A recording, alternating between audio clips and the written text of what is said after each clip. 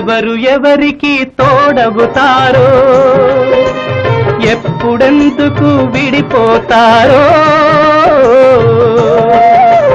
మమతను కాదని వెళతారు, మనసే చాలని ఉంటారు.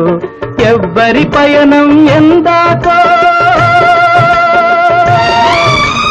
అడగదు ఎవ్వరిని, బదులే దొరకదని. అడగదు ఎవ్వరిని, బదులే దొరకదని.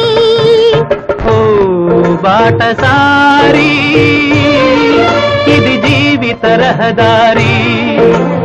ఎంత దూరమో, ఏది అంతమో, ఎవరు ఎరుగని దారి ఇది, ఒకరికి సొంతం కాదు ఇది.